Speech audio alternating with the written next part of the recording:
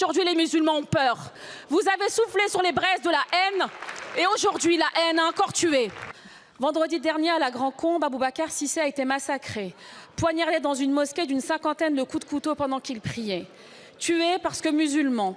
Nous adressons toutes nos condoléances à l'ensemble de sa famille et ses proches que nous avons reçus ce matin à l'Assemblée nationale. Face à cet attentat terroriste islamophobe, où était le ministre chargé de protéger tous nos concitoyens, quelle que soit leur confession? Car il aura fallu attendre 2 jours. 2 jours pour réagir, 2 jours pour vous déplacer. Non pas sur les lieux du crime, non pas auprès de la famille, mais enfermés à la sous-préfecture d'Alès, loin des regards, loin du réel. Et lorsque vous avez enfin pris la parole, vous n'avez même pas été capable de prononcer son nom.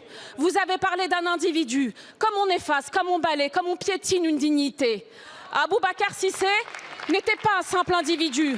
C'était un jeune homme, un citoyen, c'était un enfant de la République.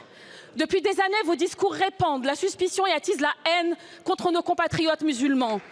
Vous n'avez cessé de les dénigrer quand vous avez osé dire qu'ils régressaient vers leurs origines ethniques, que vous avez présenté le voile comme un étendard islamiste, que vous avez stigmatisé leur foi comme un danger pour la France et que vous avez même proposé d'interdire aux mères voilées d'accompagner leurs enfants en sortie scolaire. Vous n'avez jamais été à une provocation près, n'hésitant pas à lancer « Vive le sport et à bas le voile » devant des milliers de personnes. Pourtant, vous êtes aussi ministre des cultes, mais vous avez trahi votre charge, vous avez failli et aujourd'hui les musulmans ont peur. Vous avez soufflé sur les braises de la haine et aujourd'hui la haine a encore tué. Votre silence, votre mépris, votre désertion ne sont pas une simple faute politique.